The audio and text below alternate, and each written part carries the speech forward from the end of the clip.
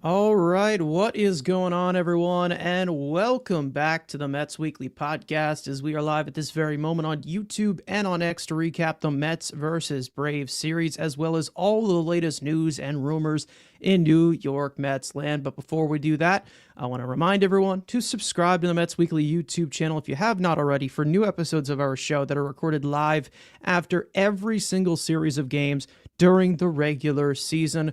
For those of you watching or listening on playback, you want to join the conversation in the future, make sure to turn on those post notifications to know when we go live. For those of you in the live chat, we love reading your comments, your questions, your concerns. You feel like you're being ignored, you're not being ignored. We're just going to be starring you throughout the show. We'll try to pull up as many as we can to keep the flow of the conversation going. Make sure to follow Mets Weekly on X and on TikTok for my co-host right here, Frank's instant post-game reactions after every single regular season game, which is titled The Mets Frankly Postgame. And for our audio listeners, make sure to follow us on all of your favorite listening platforms to not miss the audio version of new episodes that drop at 9 a.m. the following day have recorded. Also, make sure to leave us a 5-star review. That would be greatly appreciated. So without further ado, let's get into episode number 145 of our show. And Frank, welcome back. I know you weren't here last episode. I had myself a guest on here to, fill in for you. So if you haven't checked that episode out yet, make sure to go check it out. But other than that, pardon my French or terminology here, because we usually are a very wholesome show here. That was a fucking shit show in Atlanta. It was a fucking shit show all week, and they have played some awful baseball from so many different aspects, possibly all aspects. Obviously, whether you want to call it an overreaction or not, I don't know how you don't leave this week not being very, very angry with what you just saw on the field this last week. Just terrible, unacceptable baseball. Yeah, I mean, in game one, they had a really good opportunity to win it. They blow it late, but I mean, to then proceed to get essentially blown out the next two games, not really having much of a fight, giving up too many runs and not being able to score on the other end. All granted, facing some very good pitching. I mean, that combination of Schwellenbach, Sale, Schreider, the Braves purposely aligned their rotation that way for their series against the Mets. But still, I mean, like we talk about, if you want to be a postseason team, which is what the Mets have the expectations for to make a deep postseason run, you're always, a lot of the time, you're going to be facing really good starting pitching. So it's something that you have to adjust. You have to still be able to at least do something against. And for majority of the time, they were doing a whole lot of nothing. And like we talk about, the times they do get on base, most of the time they are stranded. So that definitely was frustrating to watch. And, if it was just like one bad series in Atlanta, which tends to be the case. I mean, what have the Braves won? Like 26 out of the last 36 games in Atlanta against the Mets. I mean, it's a ridiculous number, especially recently. So you're like, you know what? We're used to the Mets not winning in Atlanta. It's very frustrating, but it's not something new. But when it's coming off of that brutal series against the Rays where you got swept at home, it just makes it feel even worse because it's just like a continuation of very poor baseball and poor in a lot of aspects. I mean, the defensive woes, trying to pick up a ball using your catcher's mask, the passed balls. I mean, you have guys walking the ballpark, walking guys, the bases loaded. All right, let's bring another pitcher, walk the next guy with the bases loaded. And like I just mentioned with the hitting, like from so many different areas, this team is currently struggling. And if it was like, oh, well, you know what?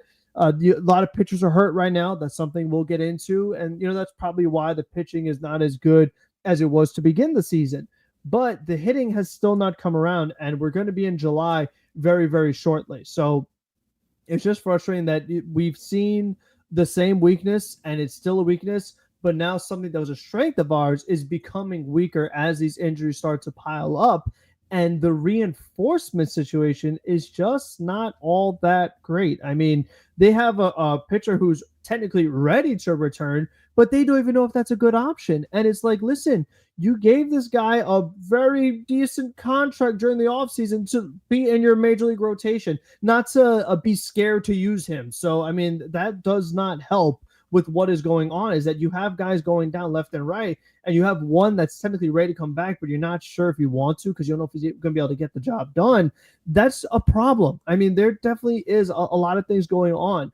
The depth is being tested in the pitching department. They've had to call up a lot of guys. Some been good, some been bad.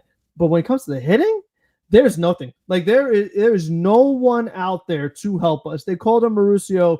He's just not there right now. He can't hit the breaking ball. Jared Young, I mean, there's nothing there. So it's not like, oh, our offense is struggling. Let's call someone for the minors, see if it could give us a spark. There's nobody there. So, I mean, that definitely has been frustrating too, is that they're kind of stuck with what they have. So to all of a sudden expect this like totally different outcome, and all of a sudden they're going to start hitting with men on base, it's just hard to see it happening when, if anything, it's continuously getting worse. So, I mean, it was a weakness and it's just becoming worse. And it's just frustrating to watch just about every single game. It all comes down to the consistency with the offense, and it has been inconsistent all year. That this is what it has been all year. And this is a good 3-month sample. This is not 10 games we're overreacting.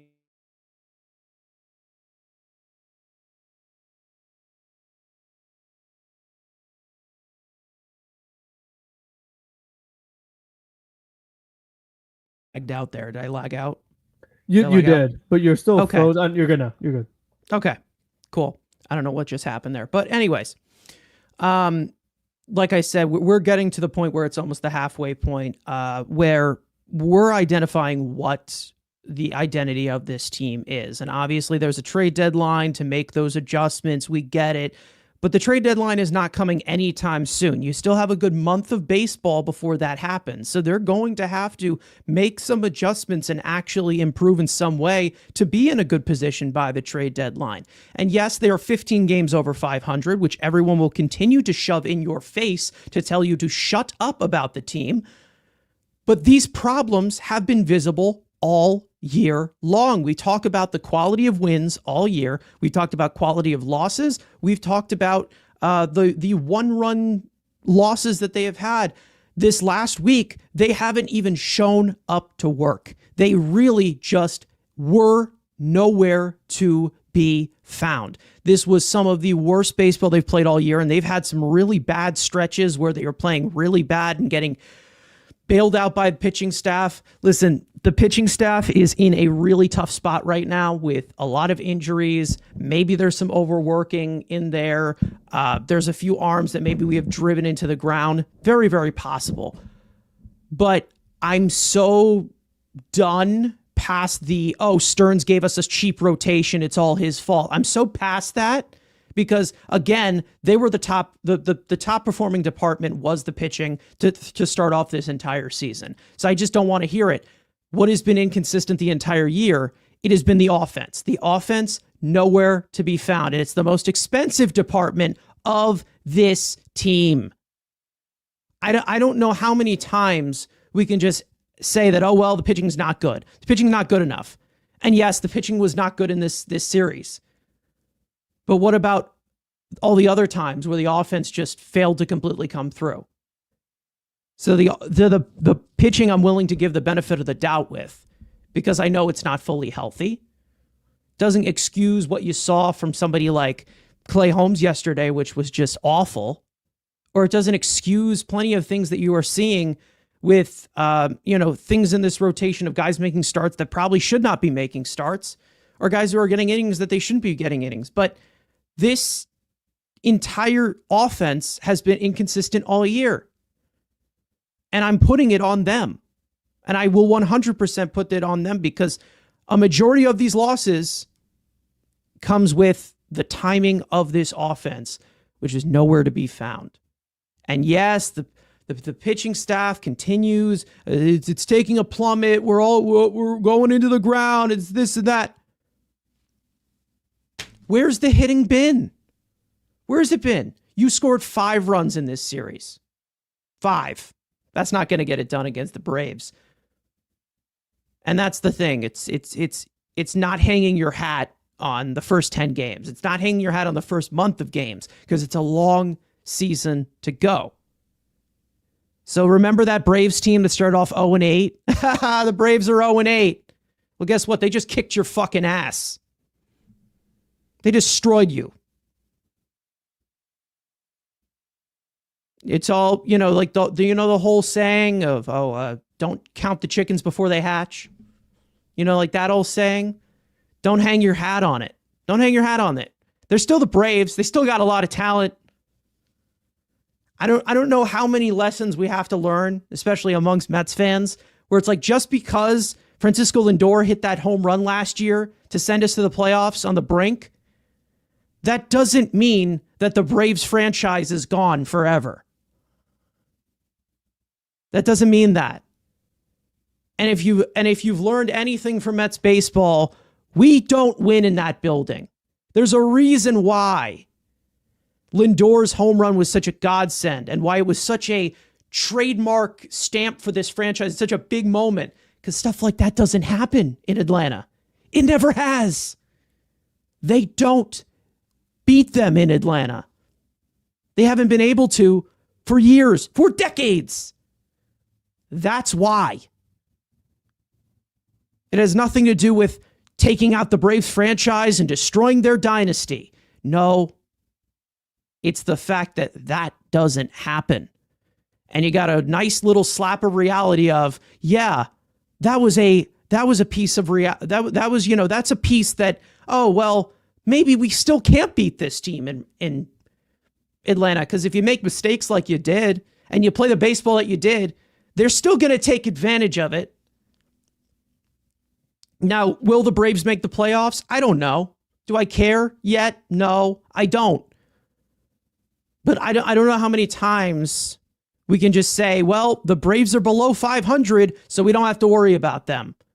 This should be a cakewalk. They'll be above 500 very soon, especially because, the good news is that the Mets get to play them 10 more times. So yeah, they'll get above 500 very easily once those games come around. So like you said, that excuse, it's getting tougher and tougher to do. It's getting thinner, getting very thin. Oh, looks like we have some news potentially. Yeah.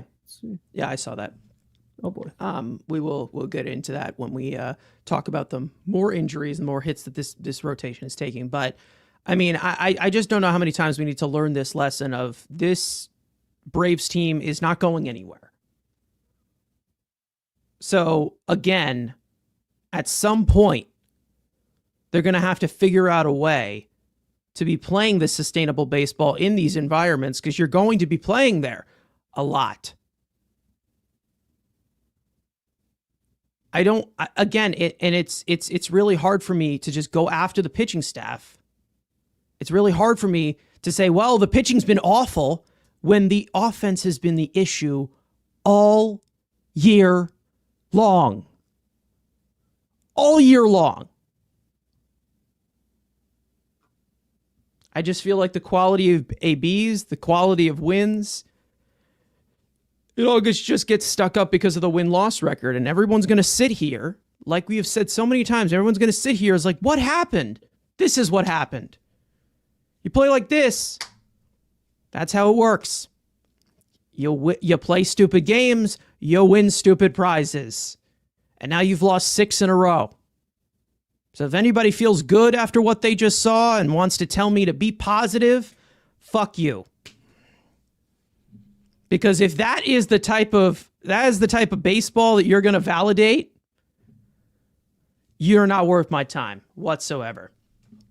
Anyways, I do want to get into the whereabouts of this series and the whole rundown of what happened, obviously, as this team has continued to snowball into another series, lose 6 in a row, like we have said. So let's get into the full rundown of this entire series in Atlanta, the House of Horrors, which we call it that for a reason, like we have said. Here's your full rundown. David Peterson would get game 1. He would start on a roll into the 8th on a low pitch count before allowing back-to-back base runners. Reed Garrett would come on with a 3-run lead, but allow both of Peterson's base runners to score. including one of his own that would tie the game and close the book on Peterson. 7+ innings pitched, 5 hits, 3 earned runs, 3 walks, 3 strikeouts on 93 pitches. Juan Soto would get the Mets off to a fast start in the first with his 14th home run of the year, a solo shot to make it 1-0 Mets. In the second, after a leadoff single by Jeff McNeil and a 1-out walk to Francisco Alvarez, Tyrone Taylor would give the Mets a 3-0 lead on a bloop RBI double to right that was misplayed by Ronald Acuna Jr. Taylor would add on to the Mets' lead in the 5th with his 2nd home run of the year, a solo shot and his 3rd RBI of the game. But after a costly double off first in the 9th by the Mets, Edwin Diaz would come in to toss a 1-2-3 inning with a strikeout to keep it tied at 4 and send the game to extras. However, the Mets offense would fail to even move the pinch runner, Luis Angel Acuna, over. Jared Young would strike out. Francisco Alvarez would fly out, and Ronnie Mauricio would pop out to end the inning. Huascar Brazaban would get the 10th for New York. They would opt to intentionally walk the red-hot Ronald Acuna Jr. to make it 1st and 2nd with nobody out. They'd get Alex Verdugo to pop out for the runners to hold, but a wild pitch by Brazaban that led to Francisco Alvarez throwing to the wrong base, a costly decision, as Matt Olson would walk to load the bases, and Austin Riley would drive in the winning run with a long sacrifice fly to center to walk off the Mets in Game 1, 5-4. Game 2, Paul Blackburn would make the start in place of Kodai Senga, and he'd get into some trouble right away, surrendering a lead-off home run to Ronald Acuna Jr. on the first pitch of the night as part of a 3-run inning. He'd exit the game in the 4th inning for Jose Butto, who would allow the inherited runner to score on a wild pitch and close the book on Blackburn. 3 2/3 innings pitched, 4 hits, 3 earned runs, 1 unearned run, 2 walks, 2 strikeouts on 73 pitches. Butto would come back out for the 5th and toss a scoreless inning. Jose Castillo would get the 6th and work around some base runners to post a scoreless inning with 2 strikeouts.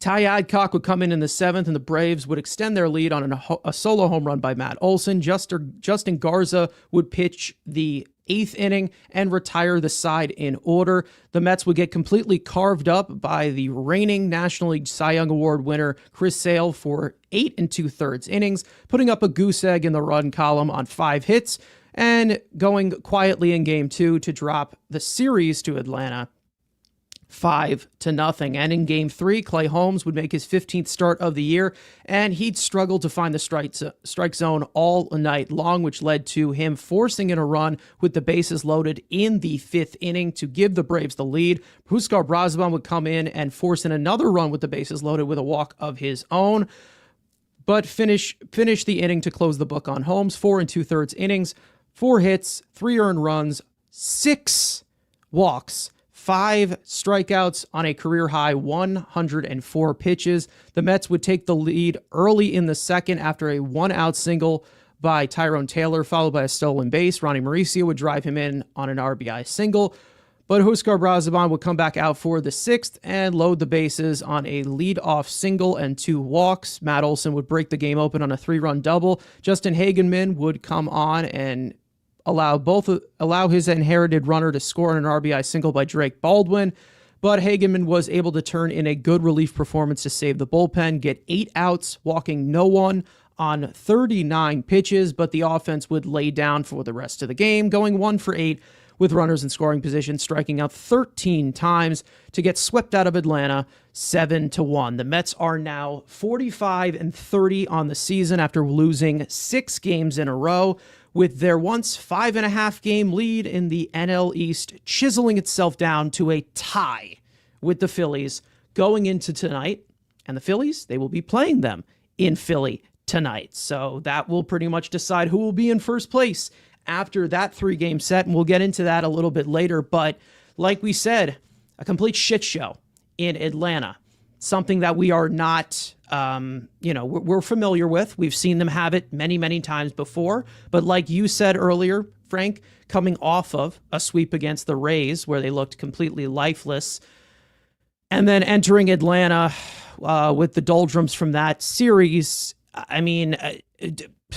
how how long until this continues to snowball, and we're starting to hit the panic button here? Which again, for the next month, without Kodai Senga, without a few guys in this rotation, we'll see what happens and how they piece the innings together. But this adversity is not going to go away very, very quick.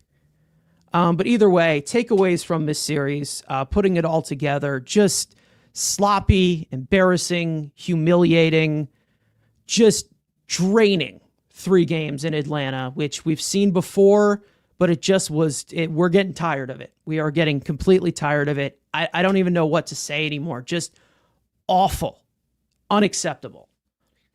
Yeah, I mean, like we said, I mean, it has been, it's kind of brewing in a way because we've seen the offense struggle, and we talked about how, you could have a great record, but there's different ways to get that record. You could do it in dominant fashion, or you could do it in close games where you're being carried by your pitching, being bailed out by your pitching.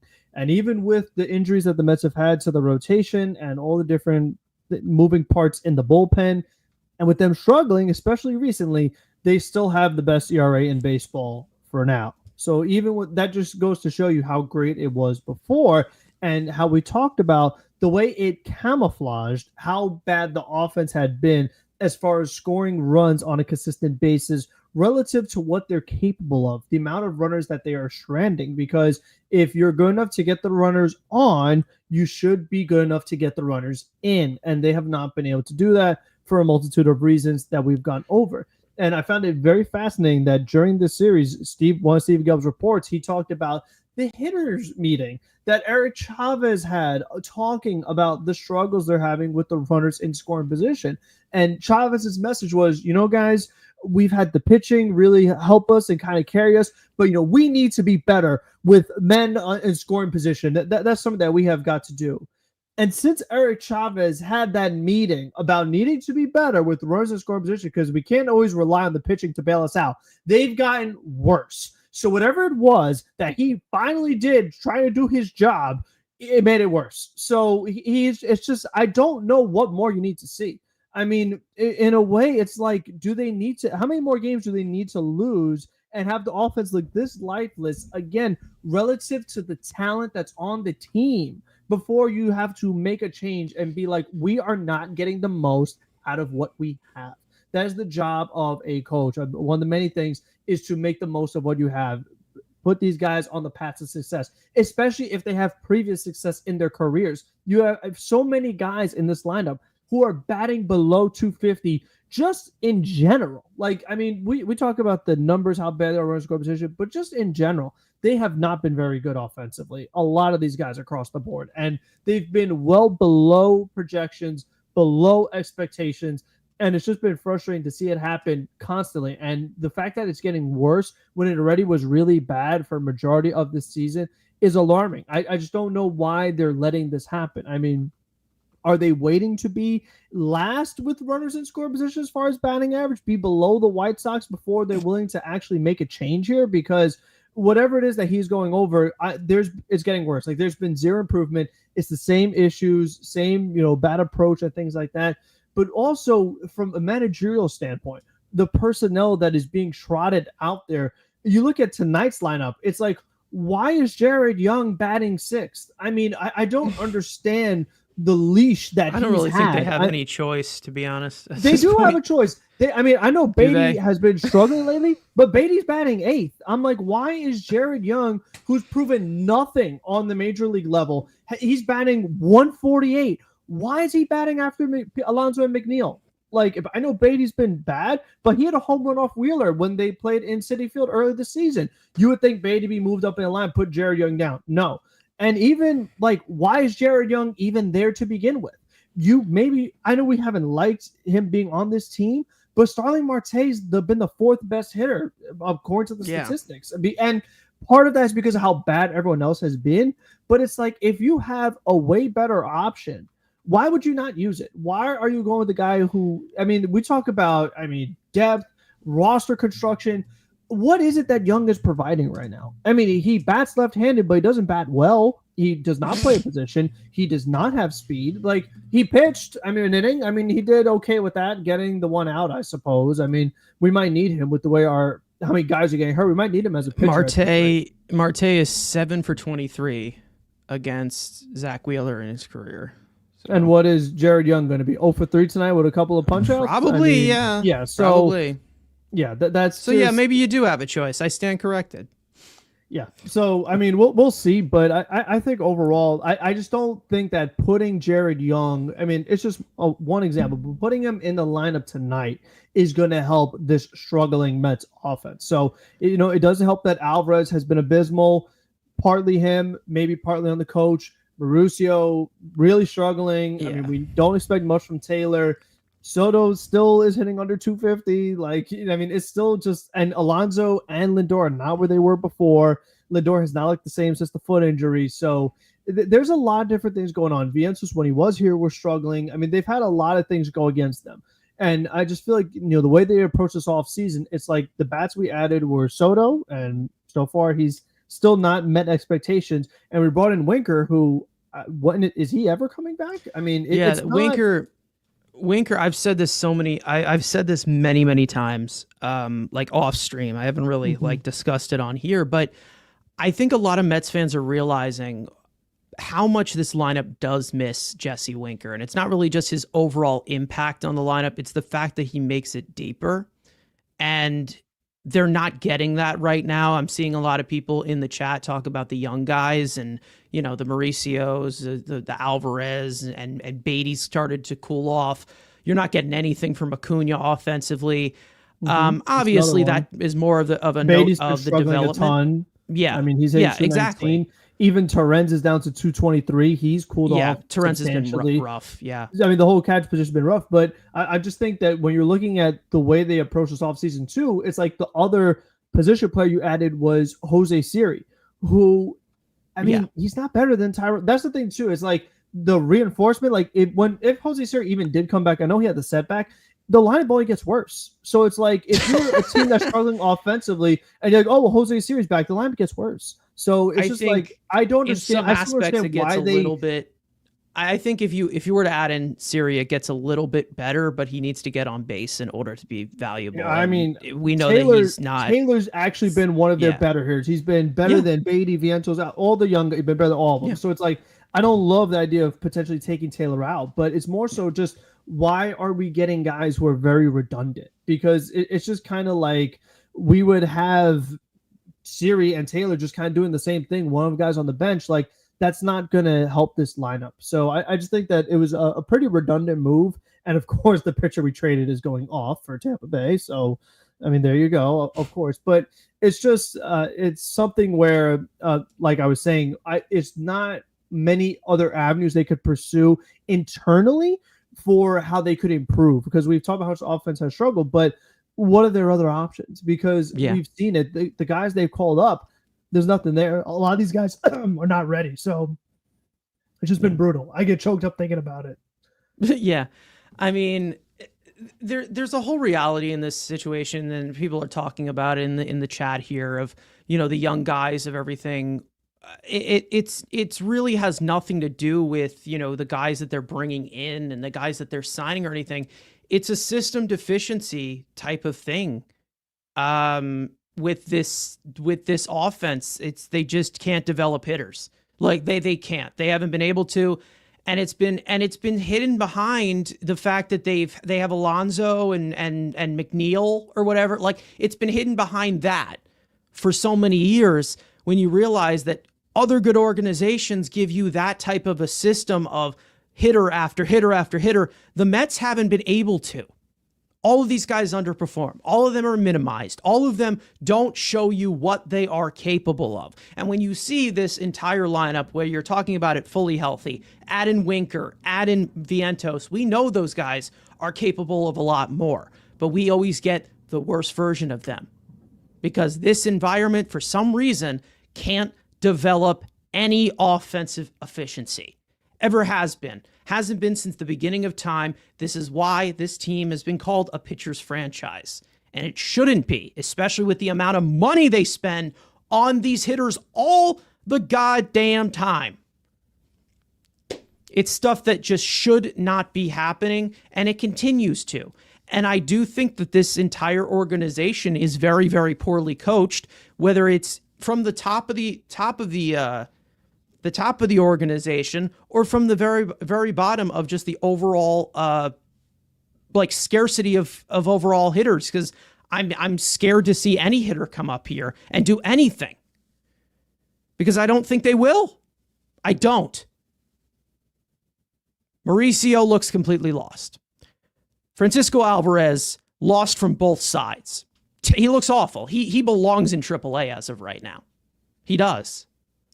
He belongs in AAA. He should be in AAA. Has nothing to do with his production or giving up on him or anything. He needs a breather because he looks lost. He's costing us games now.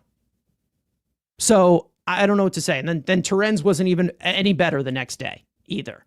Torrens, I know he rarely makes those mistakes, so I'm not going to completely say, this guy is just as bad and we need to get rid of him too, and he needs to be sent down to AAA in regards to somebody like Luis Torrens. I'm not going to say that, but again, picking up the ball with your mask, come on. Come on, man. Come on, why? There's simple things that they should know. I know, but we continue to see things that I've never seen. As far as mental mistakes, and it's just I don't know if it's just happening too frequently with too many different guys, especially veteran players, that at some point you have to look at the manager. I mean, because this stuff is just inexcusable. It's what is it that you went over during spring training? What is it that you guys are practicing? Because what you see, I talk about what your reaction is. Alvarez, for example, when he had the play where he's throwing to second base instead of throwing to third and the guy moves over to third, it's just their instincts are the wrong thing. So, a lot of these guys, they're either just programmed wrong or coached wrong. Yeah. Because a lot of times, if it's a quick decision, they make the wrong decision. And it's just, it keeps happening over and over. Yeah, and it constantly happens over and over again. And the Rays, really exploited with the bunting and the stealing. This team was oh my gosh, someone bunts, what do we do? They were in a mess. You had a guy bunting, and they tried to hit him in the head, and it's a wild pitch. They've just, so lost with stuff like that. So discombobulated. So all over the place. And it comes to coaching. That's a coaching issue. Again, when it talks about, M-Easy, again, if hitting coaches are so overrated, then why is the entire lineup terrible? And why do they have two of them? Why do they have two of them? That's another thing. The Mets have two hitting coaches. But back in my day, we didn't even have hitting coaches. Yeah. So, again, then why is it like this throughout the entire system where this team can't get any good hitters? Ever. Ever.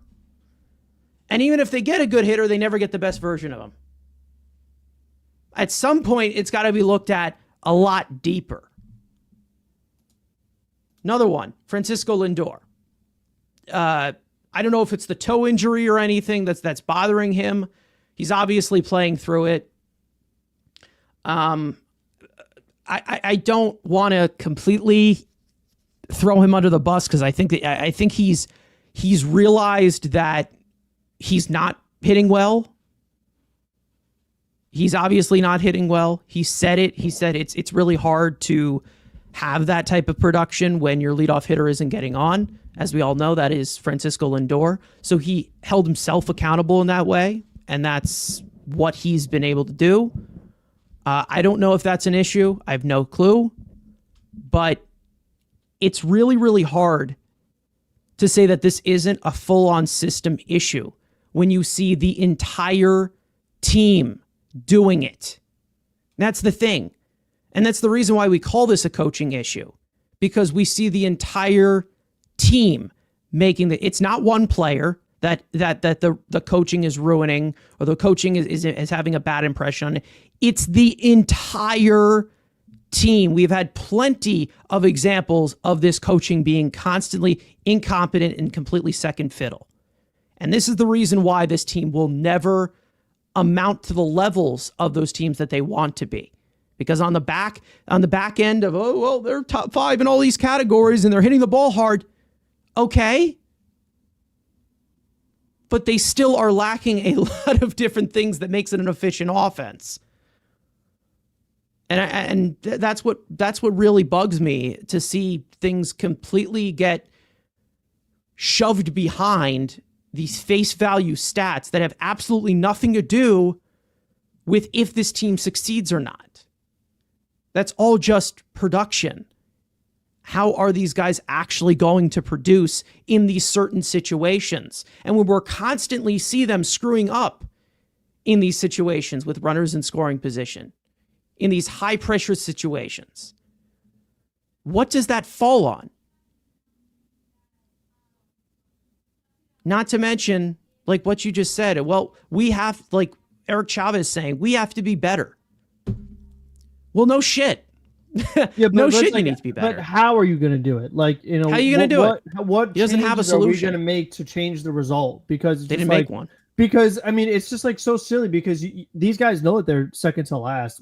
They know they struggle with the men on base. Like, we know that. So him saying, "Oh, guys, we're really struggling with men on base. We have to get better." Like, yeah, no kidding. Everybody knows that. So it's like, thanks, Captain Obvious. Can we like actually talk about approach and doing some different things and make some adjustments?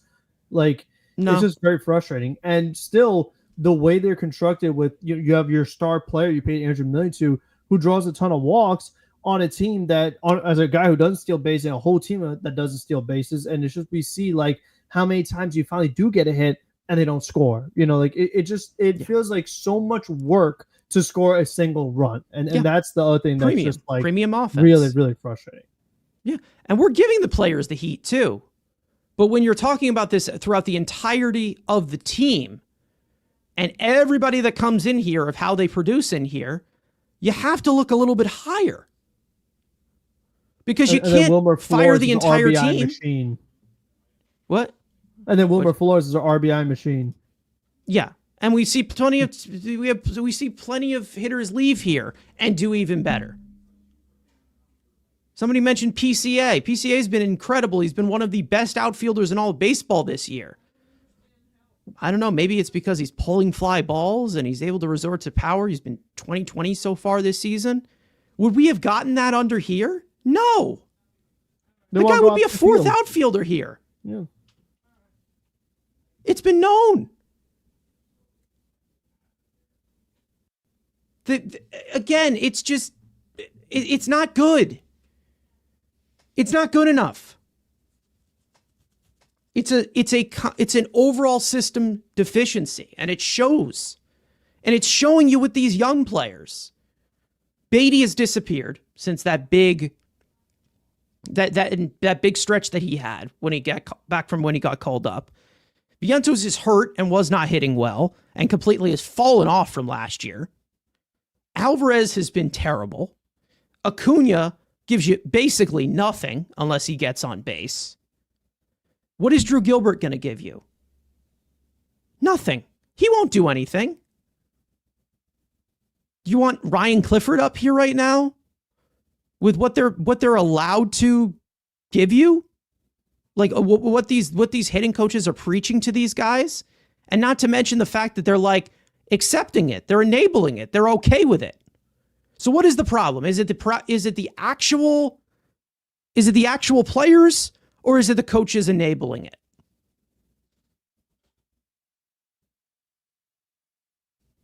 I don't know how many times we can have this discussion. It's like they don't develop hitters.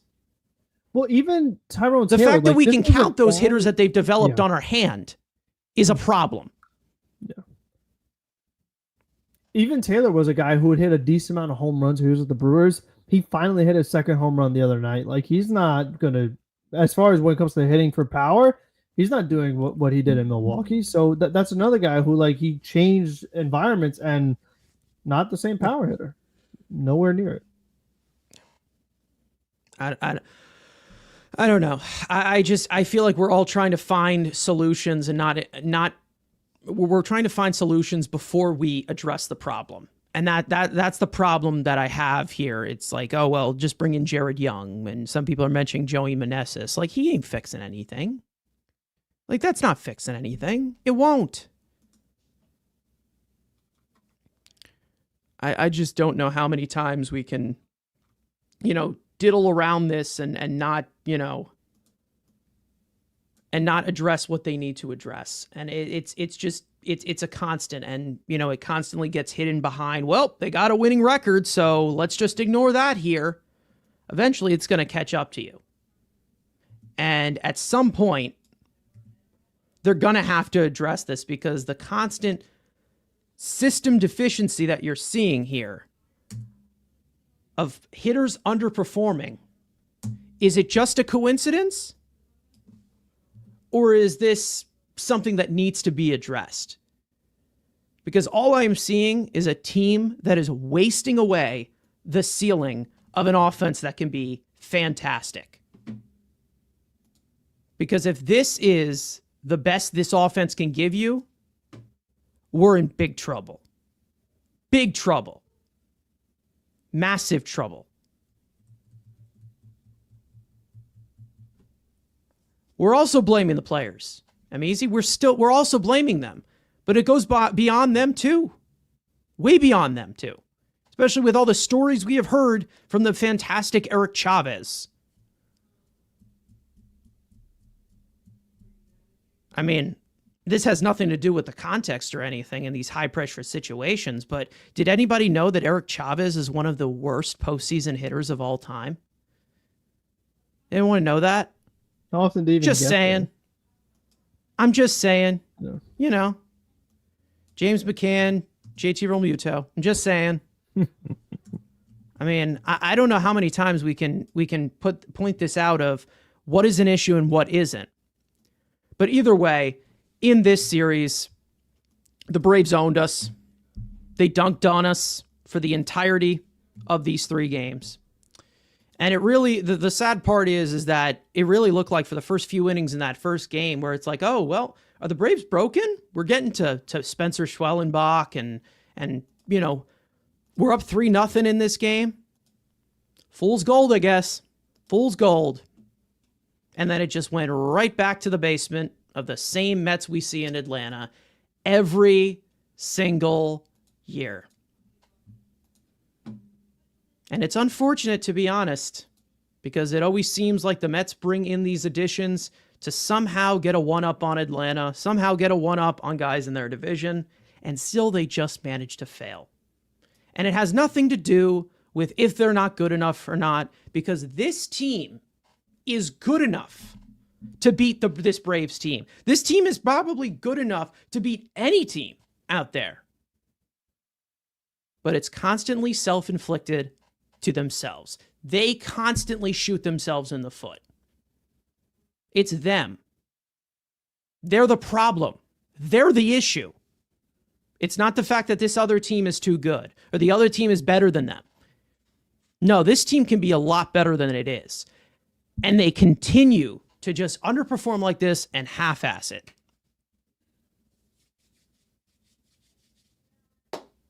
So, hey, it's whatever. Our good friend Tony Metro in here saying, Mets fans, the pitching lab is responsible for turning no names into studs. Also, Mets fans, Chavez isn't to blame for the offensive woes. Logic isn't logicking some of the Mets fans out there. Exactly. Can't have it both ways. So whenever somebody succeeds, we give them credit. When they don't, it's always blame. Don't just blame the wrong thing.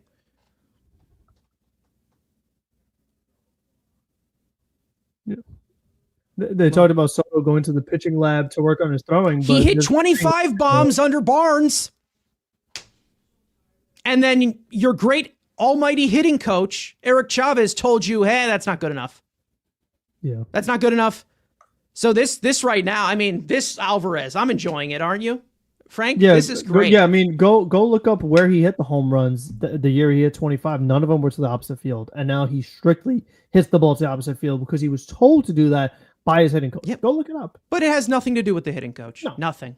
Absolutely nothing. And it also has nothing to do with also the young guys also underperforming, like Beatty or Mauricio or any other prospect that we brought up here that has just completely flopped. Nope, it has nothing to do with it. You can't get to the root of the problem. It's just the fact that, oh yeah, this player sucks. That's it. Toss him out of here. On to the next one. And then the next one will suck. We toss him out of here. Do we see a pattern here? See a pattern? Let's go to the root of the issue. How about that?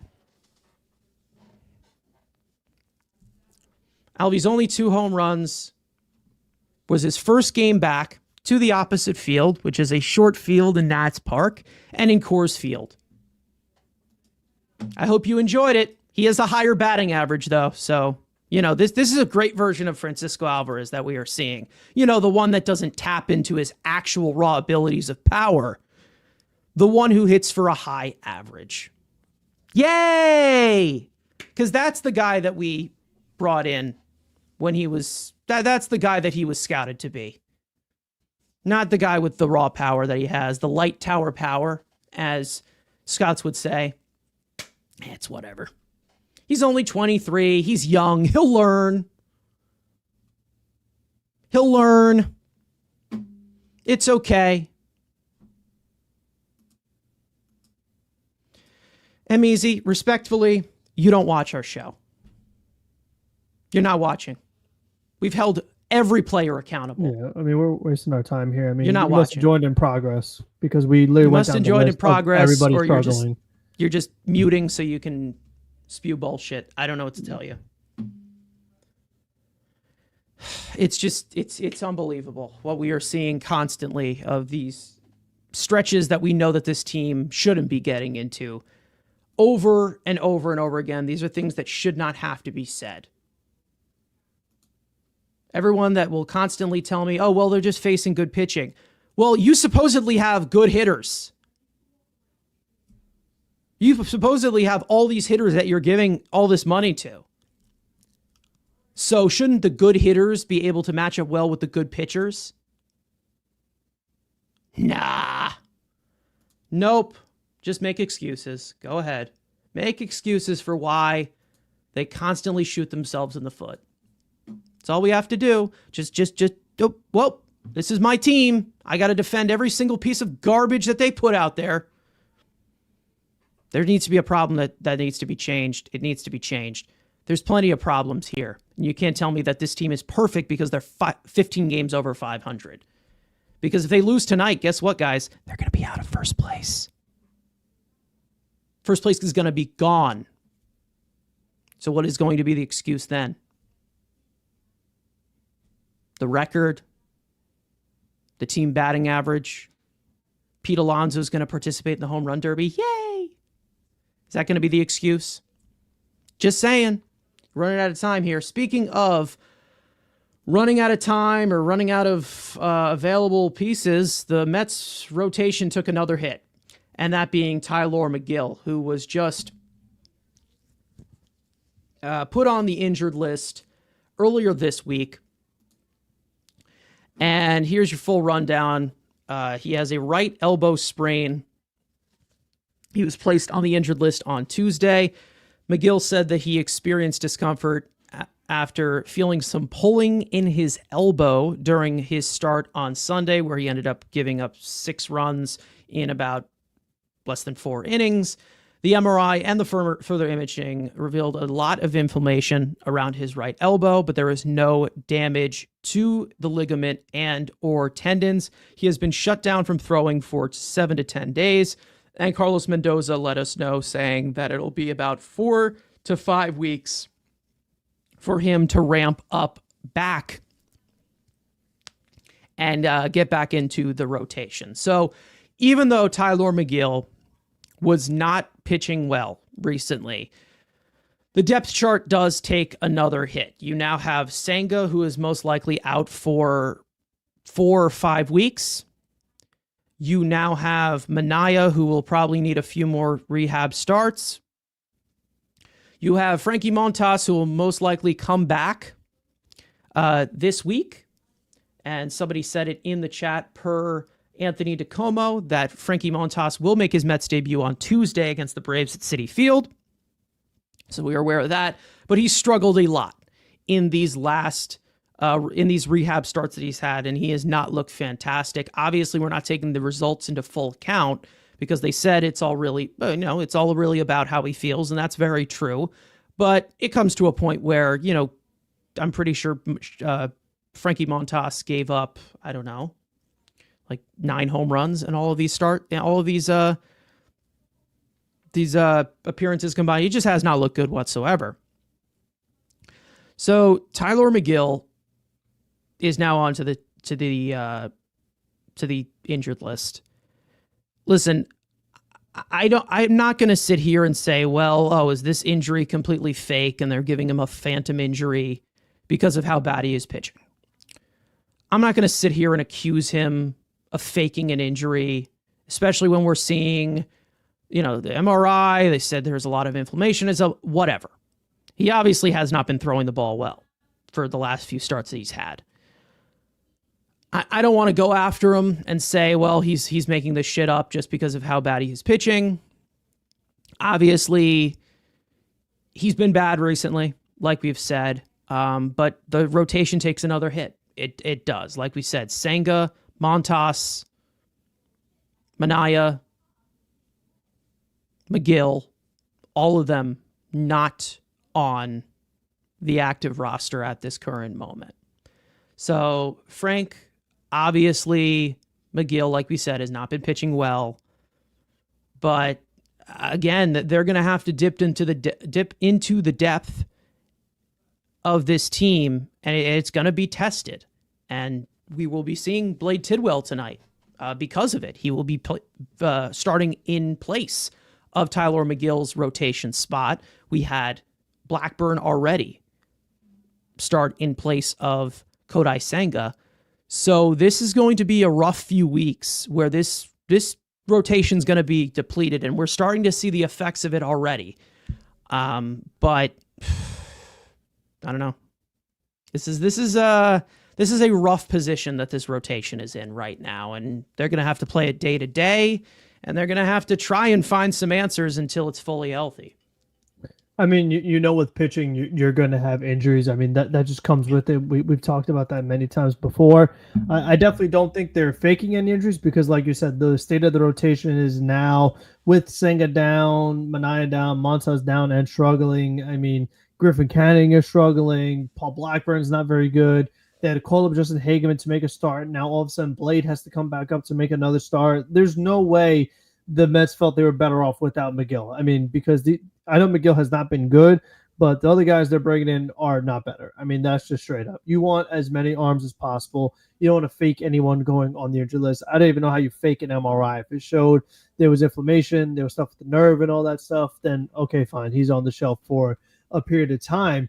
It doesn't help that he wasn't good when he was out there, but I mean, still, you don't want to just continuously have this many injuries because, I mean, you're now up to 4 guys. And a lot of times in an ideal world, your starting rotation has 5 guys. Well, you already have 4 on the injury list, at least 3 that were no doubters in the rotation. Megill is kind of, if he could actually show some consistency, he could be in. If he's doing his usual thing, no.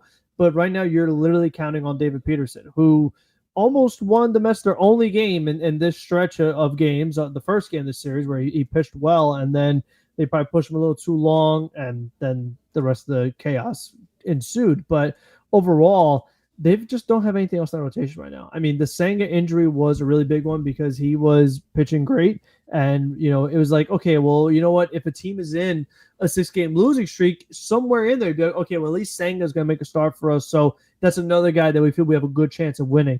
With him out of the equation, I mean, you just don't know. I mean, you kind of do know what's going to happen. It's going to be bad. Like, you know that with this many injuries, you're going to end up giving up a lot of runs and use a lot of different arms. And like we just finished on about the way the offense has struggled, you're just going to lose games because if you have an injured pitching staff and guys struggling, the offense is not going to solve it. They're not going to help them out and still able to overcome it. So it's definitely not ideal to have another injury while you're already dealing with multiple, but that's just how it goes with baseball, especially with pitchers. I mean, they are very fragile. That's just the reality of it. And it's just not ideal to have what's going out there right now. Like, listen, I don't want Paul Blackburn to be in the rotation. I don't want Justin Hageman to be in the rotation, but they are because a lot of other guys are hurt. So there are ways to avoid this. You could sign more arms. I mean, that is an option too. Like we talked about, if you think you have enough pitching, you don't. That's just how it goes. Some years you might get lucky enough to use as many as others, but you always should be prepared to have to use a lot of arms. And that's the situation right now. You're seeing basically every day somebody's getting called up and someone's getting sent down. So that's the part of the season they're in. It's almost the halfway mark, so we still have like a whole other second half to do. And someone mentioned before, like Clay Holmes, this is a brand new workload for him. The transition to being a starting pitcher, he really has not looked great. He looked really bad. I mean, last night with all those walks, like that was just very frustrating to watch. And you're seeing a lot of these guys all of a sudden giving up home runs that they weren't before. So there's just a lot of things not going well in the pitching department right now. And the Megill injury definitely does not do them any favors.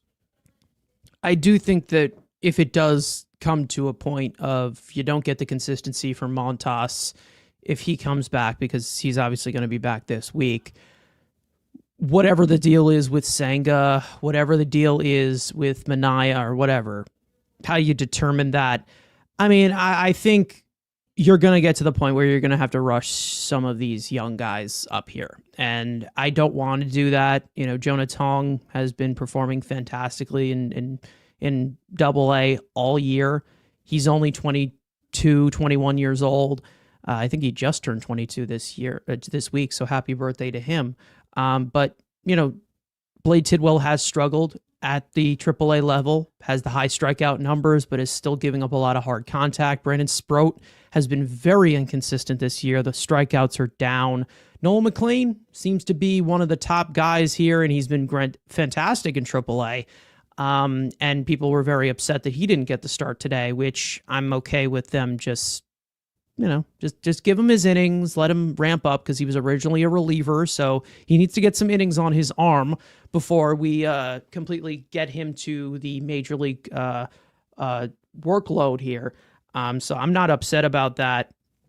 I know everyone's wants to say the next man up situation, but I still would continue to give him a little bit of a time in AAA to get his feet wet at that level, and then maybe they consider bringing him up later on this year as a September call-up, around September, or maybe next year we see him in the major leagues. Because, again, I don't want to rush the pitching situation, especially with the resources that they do have to possibly make a trade or possibly sign somebody the way that they could sign somebody, but I don't think there's really anybody available. I mean, we can't lose a prospect. It's too scary. Can't trade prospects to get more pitchers. That's it seems like they are willing right now. From what I saw, there was a report on The Athletic today that came up with the pitching staff that's saying the Mets are monitoring the market for center field, like we've talked about center field before, and the bullpen. League sources say speculatively other possible and more expensive targets, such as a frontline starter, may emerge. So it all really has to do with this next month of everything. And they said also the Mets are expected to trade from their pitching prospects. So we'll see if they do make a move. In Paul Blackburn. So I would be surprised if they went that route again, just like a cheap depth guy. I just don't see them getting an ace, which is so crazy because it's not like we talked about that all offseason long of maybe needing another ace. I would have thought. I'm not really. Pitching is not something that I'm ready to fully invest everything into, because I know it's just going to end up getting hurt anyway. Like it's all really just about as many healthy arms as you do have, and it's not really about who is healthy. Because yes, right now it is hurting, but we all know that at full strength, this pitching staff is a lot better. We know that Kodai Senga is a frontline piece. Sean Manaea was great for us last year, and we know that he will help out the rotation. Montas, who the hell knows at this point? I don't know. Clay Holmes, we'll see how he responds to this workload, because again, that is a little bit up in the air there. But I do think that they just need to put the innings together. Obviously, for somebody to just basically exist, you get to the trade deadline, and if you want to make a move to that starting pitcher, go ahead and make the move. But I'm not here to be completely aggressive and say, well, this guy is a big name, we got to go get this guy. Because it's just I don't know what pitcher is reliable at all, because nobody is anymore. Well, no. It's more than that, because when they went to this offseason and one of the guys they signed is Griffin Canning, who by all accounts is one of the worst pitcher in the American League. It's like, yeah, you could say you don't know who's reliable, but you also could say, I know who's definitely not reliable. So all of a sudden, to see Griffin Canning struggle, I can't say I'm shocked. Like, for Griffin Canning to look like Griffin Canning, like, what were they expecting? Like, I mean, Frankie Montas to be struggling after he struggled last year. How am I supposed to be surprised by that? It's like you say you play Super Games, get Super Prizes. Like, if you sign pitchers who were not good, you can't have all reclamation projects. You can't. I get what you mean by that. You cannot. But it's more you of just... cannot sign Clay Holmes to a multi-year deal as an experiment starter when you have a bunch of experiments as your other acquisitions. We talked about, like, not even a frontline guy. But we talked about Evaldi. We talked about, like, veterans who can stabilize a rotation and are durable, proven durability, proven reliability, not an ace, but just can keep it afloat in the rotation. They did not do that. They went for projects. And that was what Manaea was supposed to do. And that was what Manaea was supposed to do. But Manaea, we knew, was an injury risk. He said his arm gave out and he changed his delivery. And what happens as soon as spring training starts? Injury. We knew they need more arms. They don't need the arm. That's the thing. They need more arms. They need actual arms to where it's like, oh, well, Griffin Canning, he starts struggling. You can toss him out and they replace him with somebody else. Like, that's how they need to fix it. It's the quantity to putting these innings together, because you said it yourself. You're like, you're going to have to use so many pitchers.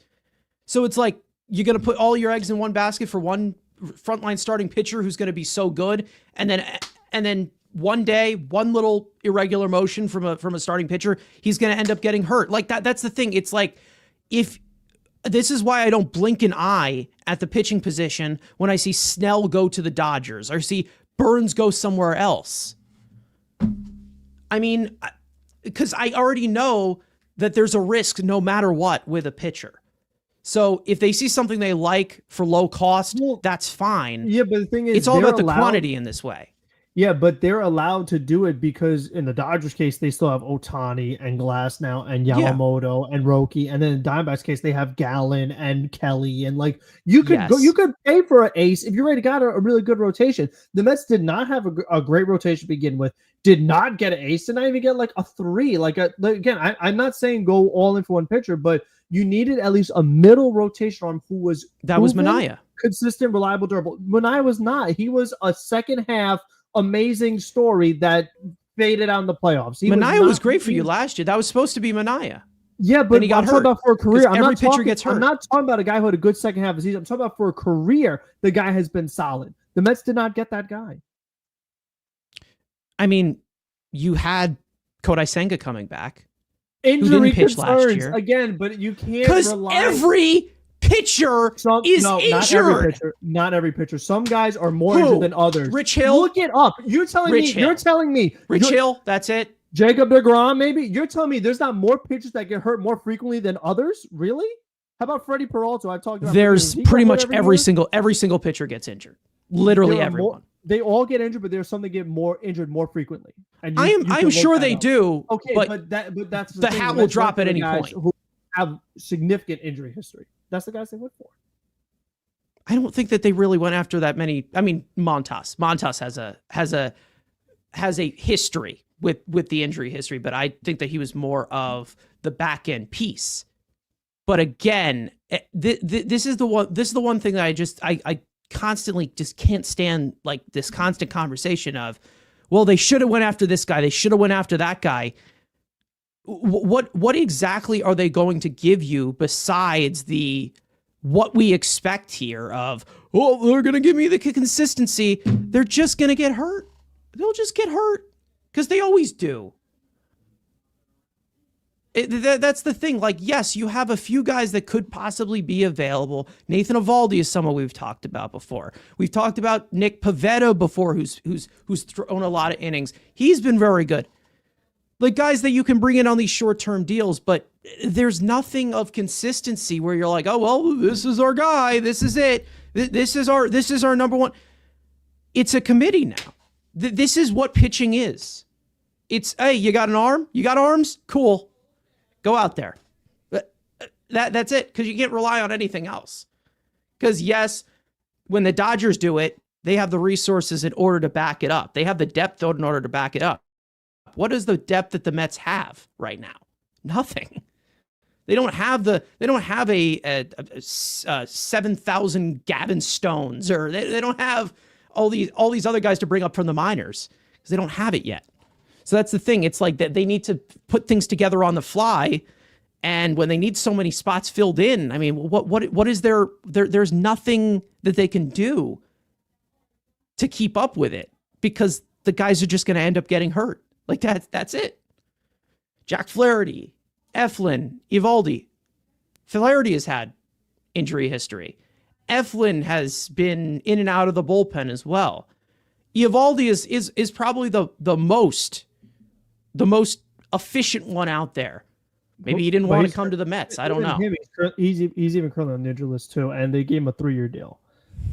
So listen, Quintana, he's been healthy and good, and he was a Met. Yeah. I mean, he's old, but still. And what happened when he was here with the Mets? He had plenty of injuries. He was great in the playoffs, but he had plenty of injuries too. Like that's the thing. I can't sit here and say, well, this guy is an Iron Man. No one's an Iron Man anymore. No one is. And that obviously is the overall high pressure. And also a pitcher coming in here in these high pressure situations, like we already said, with the offense doing absolutely nothing, they're going to hurt themselves.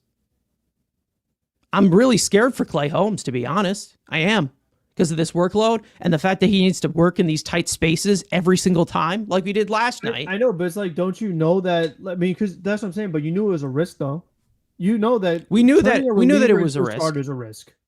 Yeah, automatically. But any starter is a risk in any fashion. I know, but whether it's health, consistency, is more risk than a guy who's used to being a starter. I mean, we've seen relievers convert to starters before. The only times it works out when the guy wasn't at, like Seth Lugo, who went reliever to starter. Those guys are very few and far between. I understand that you have a lot of, rare cases, or you have all these, but it's like, you got to find it any way that you can really find it. And like that's the problem that I have with this whole thing of, well, he's a good pitcher, go and get him. It's not going to work out in your face. It's not going to. It's full on guarantee. I mean, if you're looking at the frontline guys or looking at the reliable guys, they all get injured, all of them. And you're going to be in the same situation that you're in right now, where you have four pitchers on the injured list. And this is why I say the job of the pitcher now is just to get injured. That's it.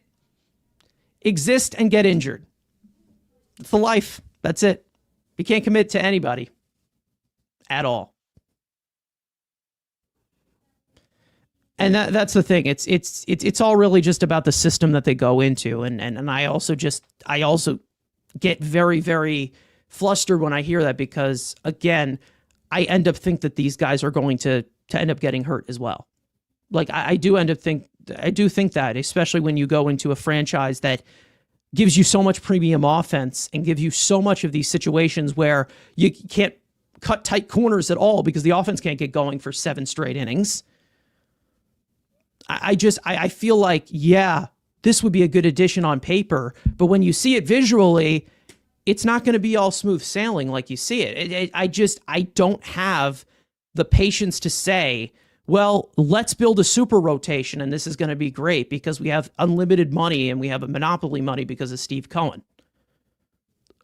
It's not going to sustain that way. It just won't. You're going to be in the same situation that you're in right now with Frankie Montas that you are with somebody like Corbin Burns, who was available, who in the first year of his 7-year contract he signed with Arizona needs Tommy John surgery. And it has nothing to do with being right of who should be here and who should be not, but arms are arms. Like it's looked at so differently from me now, especially from what it was, I don't know, even 5 years ago. I don't know how in any point you can ever have a reliable rotation or a consistent rotation of 5 guys that make you give you 30 starts. It's never going to happen. It never will happen. And if it does, it's a godsend and it'll never happen again. Like that's my take on it. Ricardo saying, can we all agree that Montas was the wrong signing? We don't know if it's the wrong signing. It ain't looking good. It's not looking good. We don't know if it's the wrong signing yet, but we will see. And people were, obviously the comparison to Frankie Montas was the Luis Severino contract of like, they gave him less than this and they offered similar to Montas and they ended up going with Montas. They ended up offering the same thing to Luis Severino, who wanted to come back. But what were people saying about Luis Severino? Oh, I know he's got a 6.7 ERA last year. He's terrible. How the turntables, you know what I mean? Like, again, it's all really just about I know, but finding the Severino, lightning. That's it. Yes, so Severino had the injury history, to your point. Made it through the season healthy for the Mets, and then they chose Montas instead because they saved a few $1 million. Severino's not been great, but at least he's been on the mound. So he has been on the mound. And to be honest, I would say that the fact that he's playing in a minor league ballpark is not helping him. I'm pretty sure the splits between and they're also home and away, heavy workload too, like high pitch counts. Well, that's just the A's just riding guys into the ground. But exactly, and you talk about like going into certain organizations, development. Like, I mean, that's a real unfortunate situation to go into. I mean, the A's are so bad that the Mets continuously, and Frankie Montas is a perfect example of this, get A's. I mean, like fully healthy. You have Mania, Montas, Blackburn. We had Bassett. Like you have like a bunch of Oakland A's on this team. Like they're just so bad. They're like, you know what? Just get them out of there, and we'll put a much better position. It's Luis crazy. Severino at home this year has a 6.79 earned run average in 57 innings. On the road, he has a 0.93 earned run average on the road in 38.2 innings. So yeah, that's quite a discrepancy there. And if you were to like bring him in on a buy low, where you can't hit. Yeah. If you were to bring in him on a buy low, I wouldn't be opposed to that as a possible deadline acquisition, because he could anchor the rotation the way that, like you were saying, the Evaldi or whatever, if he stays healthy. Yeah, the Mets offered Sevy the same deal. That's the thing. It's more of just not really riding the wave and just letting things go of capacity is what we're saying. It's the same thing of what we said with, Jose Iglesias. Like, yeah, he was fantastic for us. He was one of the key pieces to the team, but how long is this going to stick up? Like how long is this going to continue? Yeah, but there's a guy who's 36 and was not out of baseball the previous year than a guy who's 30 and was durable through the whole season. Like it's two totally different situations. But he also wasn't durable for the last 5 years before then. That's true. But again, I talk about there's difference between recent health and previous health. Like if you're healthy now, I get you. That's more valuable to me than you were healthy 3 years ago. Like what does that do for me today? It's a very what have you done exactly. For me now? It's all about what can you spark and what can you expect now. And I think that's what David Stearns has really done a good job with. I mean, when you look at those 4 years before he came over to the Mets. Oh, he was never on the mound ever. Like he was never on the mound, Severino. And he also had a really rough stretch overall in production too. But the Mets also had a different approach. They went for guys who were healthy in the past, had great passes. I mean, look at Scherzer, Verlander. Like these guys, it's like, oh wow, these guys are going to the Hall of Fame. It's not because of what they're doing now. You know what I mean? Yeah. Like it's a totally different approach that they've taken. Yeah. I mean, this is a better approach because it's like you said, that quantity over quality, which in general, when it comes to pitching, I agree with, but still, I feel like there's certain things with if a guy was I get what you mean in the league last year, like I probably would avoid that one and maybe look elsewhere. And again, we're talking about pitching labs. If a guy went to Milwaukee and was struggling, what makes me think that I could fix him? Like if Milwaukee can't fix you, you're pretty bad. So, and he struggled in New York before. Like there's certain red flags when you're looking at players that you're like, maybe I should look at something else. I get it. I 100% get it. Yeah. I 100% get it, obviously. And the Montas deal was a little bit of a stretch. I think if it was about like if he was healthy, if again, this is a big if he was healthy, then we probably would be talking about it in a different light. But the fact that we haven't seen him hit the mound yet and all we're hearing is bad things is probably the reason why it's being perceived so badly. I'm willing to give it a chance first. I'm not expecting him to do great, to be honest. I'm not liking what I'm seeing, but we will see how that context forms out with the rotation. But they're definitely in quite a crunch right now, and it's going to be rough because they're not just going to go on the fly. Yeah. The thing is, though, is that like this is the stuff that drives me nuts. If you actually had to give up a decent package to get Severino back, when you could that's the thing that drives me nuts the most. Is when it's a guy in the offseason that makes a lot of sense for you, you don't sign him, and then you have because you didn't want that contract, then you still have to take that contract, but also give up young pieces in the process. So you get beat up both the times. Which this is actually a weird question. I'm just curious. We don't even know the answer to this, but. He didn't get the qualifying. He didn't take the qualifying offer. So Mets got the draft pick compensation. If they traded for him, do they still get the draft pick because he's like back on the team? I think they would. That's a weird one. Yeah. If they trade for him, which to be honest, I would be opposed to. Obviously, giving up those assets, but we're also seeing these young assets. It's like they're not everything. Like they're not everything. And if you're going for it, you're going for the World Series. You just gave $800 million to Juan Soto. If it costs, who does not pitch? Who does not pitch?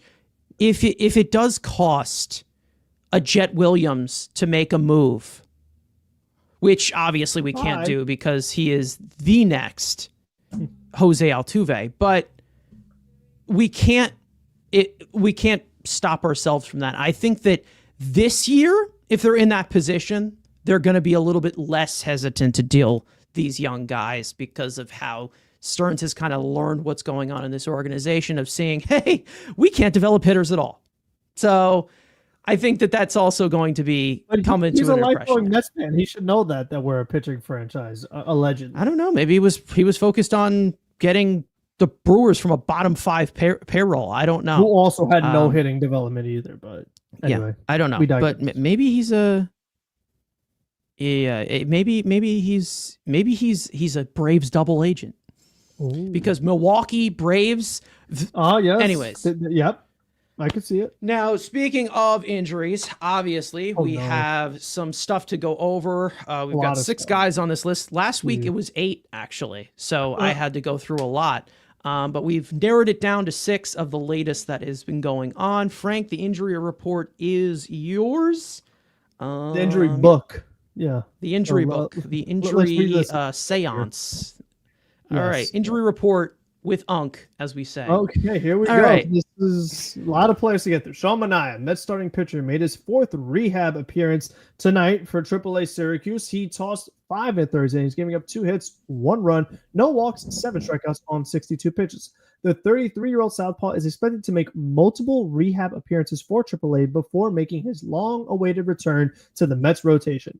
Manaea has been on the injury list since the beginning of spring training due to a right oblique strain he suffered during the first week. Frankie Montas, Mets starting pitcher, completed his final rehab start for AAA Syracuse on Wednesday, tossing 5 innings, 7 hits, 5 runs, 1 walk, 2 strikeouts on 80 pitches. With the 32-year-old right-hander's 30-day rehab window expiring on Sunday, the Mets are expected to activate Montas later this week to make his 2025 debut against the Braves. Montas has been sidelined since the beginning of March due to a right lat strain. Max Kranick, Mets reliever, has been placed on the 15-day injury list due to a right elbow strain.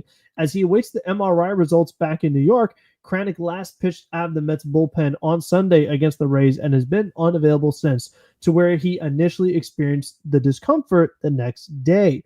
Brooks Raley, Mets reliever, made his first rehab appearance for Low A Port St. Lucie on Tuesday, tossing a scoreless inning with 2 strikeouts. The 36-year-old left-hander is expected to use the full 30-day rehab assignment window to ramp up as he continues to recover from Tommy John surgery that included an internal brace procedure on his left elbow back in April of last year. Brett Beatty, Mets infielder, has avoided the injury list, showing improvement, and he is in the starting lineup tonight. Yes. That definitely is good. He had the groin tightness. He missed the whole Atlanta series, but he's back on track. Mark Vientos, he began his rehab assignment for AAA Syracuse over the past week. The 25-year-old slugger is expected to play a handful of games before making his return to the Mets lineup. Vientos is currently on the injured list due to a right hamstring strain that he suffered while sprinting down the first base line a few weeks ago in Los Angeles. Vientos, he had a nice hit today, and that game, he cleared the bases. 3-run double. He is hopefully going to be here Monday for that Braves series. And then for Montas, the expectation is that he should pitch Tuesday in that Braves series. So a lot of guys on here, a lot of them are back or almost back. At least Manaea is pitching. I mean, he had his setback. So they're slowly but surely getting there. But hopefully once they get here, they stay here. And this might be asking a little too much, but hopefully they play good too. That would be really nice. Would be sick. Yeah.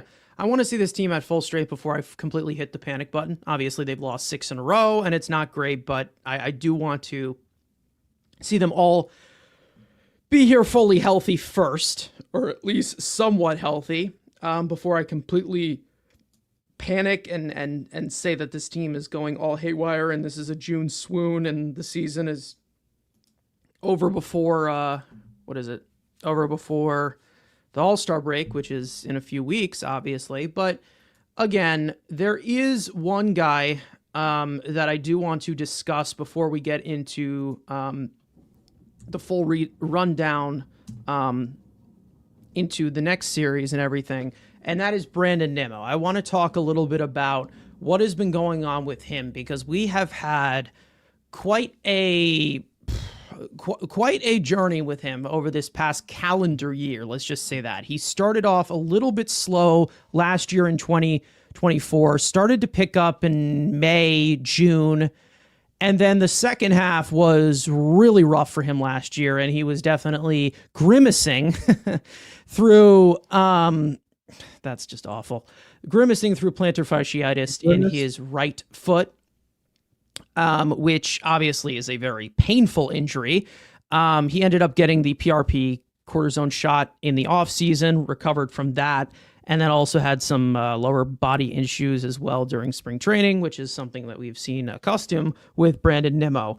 But we've also seen some changes here in this coming June, and with this larger sample that we have coming into this month of June, even though the Mets offense hasn't been amazing, Brandon Nimmo has definitely produced a lot better than we have seen recently. And that has to do a lot more with this one change that has been made, and that has been moving him to the 2-hole in the lineup. Now, as for the overall production that we have seen from Brandon Nimmo by month, obviously he started off 79 OPS plus, an 85 weighted runs created plus to start off the year from March to April. 107 bat in May, so a little bit better, but still not himself. You look at it from what we have seen in June, he is slashing 270, 343, 492, a 134 OPS plus, a 138 weighted runs created plus. And you also see in that final column, win probability added. Win probability added is a stat that is used as for play-by-play. So for those of you who like to identify moments and like to identify the highlights of their careers, it's one of the biggest that are calculated in that way with win probability added. And if you see in June, he is plus 0.17 in win probability added, as compared to in May, negative 0.59 in May, and negative 0.87 in May. So it's overall contributing to the Mets' victories and putting them in a position to win on play-by-play with appearances, overall defense, all these plays that involve Brandon Nimmo. If you're like Frank, who enjoys the moment, wants to live in the moment, that is a really good way to identify the contributions that a player has to the team play-by-play.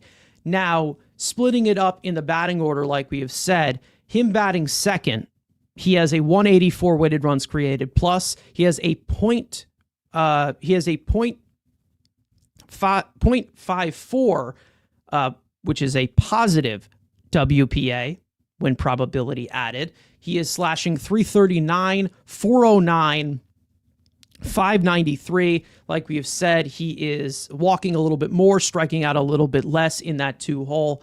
And then compared to everything else, which the smallest sample size, he also has done okay, batting 6th, but it's a very small sample size of 23 plate appearances. Batting 4th, he's been terrible. Batting 5th, he has been terrible. And when we talk about WPA and we talk about win probability added, this is something that's very uncharacteristic with Brandon Nimmo, because since 2018 and since his debut, he is one of the highest. He is like 25th in the league since then in win probability added among all players, all active players in the major leagues. So this was very uncharacteristic for him to not be in the midst of the winning ways of the New York Mets. So that was the main reason as to why we saw a Brandon Nimmo that we're not familiar with and we were very concerned with.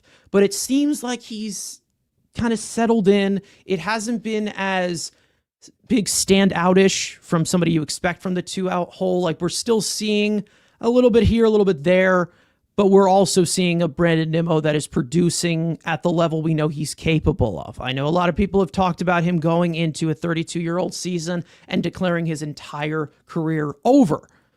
But Brandon Nimmo's looked a lot better, especially compared to the last calendar year where he's definitely struggled and has not been himself. So, Frank, obviously, we've talked about Brandon Nimmo, the placement in the order, the type of approach that he has, that's a lot different.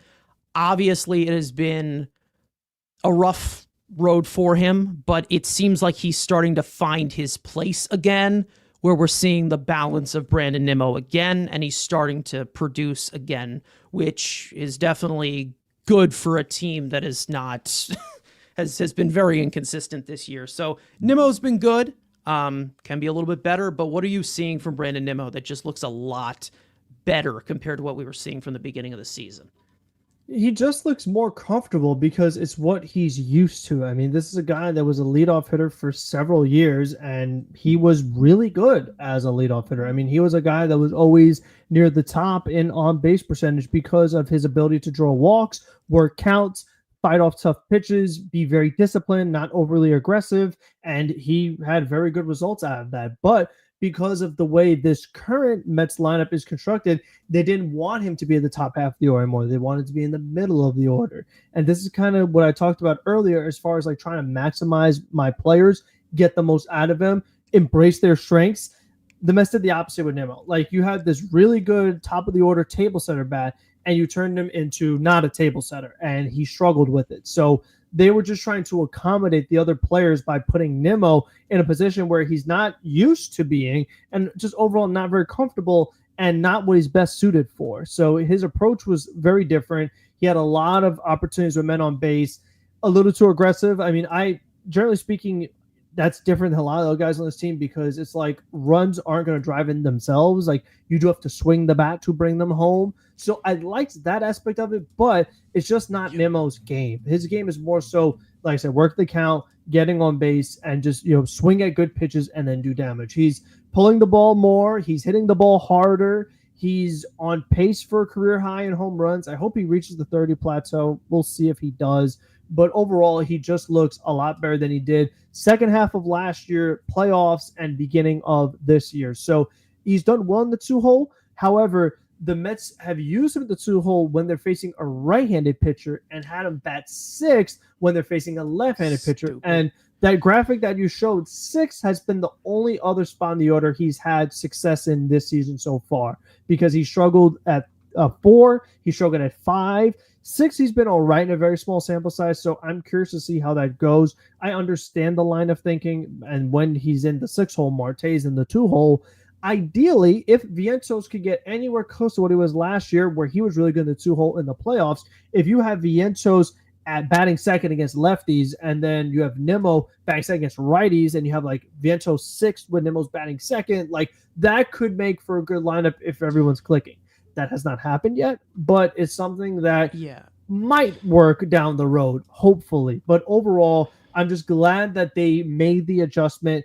They moved Soto down to 3, which we didn't know if they were going to do. And to be honest, Soto's kind of been a little better at 3 than he was at 2. Yeah. So it wasn't like this massive thing, because that was the argument. It was just like, oh, you can't move Lindor for leadoff, and you can't move Soto off of 2, and you can't move Alonso over 3. It was like all these rules that you couldn't do. Yeah. But to me, like, the guy who's getting paid $800 million should be able to bat anywhere in the order. He should not be strictly a number 2 hitter. Meanwhile, the guy who was paid to be the leadoff hitter and is getting paid like an eighth of the amount, that's okay. Like, he can bat to the top half of the order if that's what suits him. So I'm glad that they made the adjustment and it's paying off, because man, did they need it. With how much this offense has struggled, they need another guy to step up.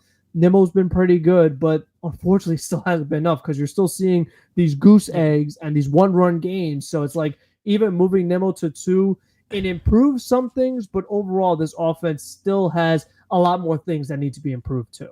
It hasn't been shown as much this year, which makes it so confusing to me. It's probably the reason as to why they're doing it, but the fact that they keep moving him out of the 2 spot when they're facing a lefty, because obviously Marte needs to face lefties. It's a must.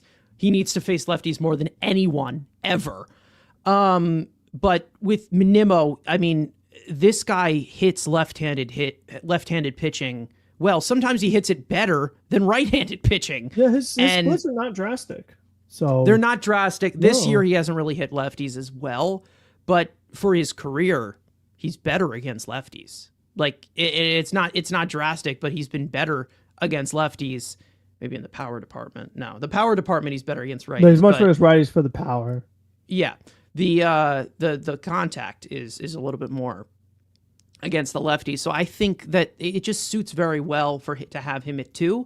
And I know a lot of people see him as, you know, a bottom part of the order right now. But it's like, the thing with Nimmo is that you need him to be an offensive catalyst and not be an overall offensive producer, and that's what they had him in the cleanup. Like, that's not a cleanup hitter. Like, that he isn't a cleanup hitter, never was, shouldn't be ever. So again, even though he is one of the best, he has been one of the best situational hitters on this team, hasn't been this year, but overall with the production we know he is capable of, with how hard he is hitting the ball, with how great the batted ball data has been from him recently, and it continues to improve, you can't just tell me, oh, well, we're out of here because his numbers are dipping down. Put him in a position where he can actually utilize those tools and maximize it, like you just said. And Ricardo, listen, you're saying that let's be real, that Nimmo is an average player at best. Listen, if you want to fight, we can fight. We can go out. We can go outside. We can throw hands. That's just Nimmo's my guy, so I'll defend him to the end of the time. But again, I think in a position where he does not succeed with the type of hitter that he is, he probably is an average player. He probably is. But if you were to have him batting second, he's definitely going to produce, and I think it's going to be a little bit more showing once you actually have the big hitters around him doing well as well. And I hope we also get some more stolen bases, because it looks like the foot is healing a little bit, because he's running more. He is. I don't know if he's great. Yeah, he stole third, which is quite a risk. Very, very rare. And I know that the base running has been surprisingly better recently. It actually has, because he used to be not great at it. But I mean, I still think that stolen base today was only like his 6th of the season still, though, which, I mean, for someone, he doesn't have the speed he used to, but still, for the speed that he does have, you would hope there'd be I'm more, okay with, because of what I know about him right now, and that's the fact that he's coming off of a plantar fasciitis injury. Exactly. He's had an injury history. It's been risky. So yeah, it has been, which is fine. But if that fit's starting to heal, and if he feels better, that's great. Seems like he's in a really good position right now. And again, they're still, I don't know. I think the clutch gene is starting to wear off a little bit with him. Like, I don't know. I'm getting a little concerned here. But I think that he'll eventually get to that point where he's, doing what he needs to do. But hopefully, I think that he's a part of the lineup that definitely had some question come to it for a while. Obviously, the power numbers going down the way that they did last year. Seems like the OBP is starting to percolate a little bit, as Clyde Frazier would say. But again, it's really all just about these certain situations. But also, we got to get Lindor going as well in front of him too. So that's basically all that it works, because if Lindor gets on to lead off the game, he can take second, obviously, and then you have, which again, he's got the toe, but then you have 3 opportunities with runners in scoring position with your best hitters. So that's one of the things that they need to set up there. And they really haven't been getting that from Francisco Lindor. So Francisco Lindor has to start to step up here.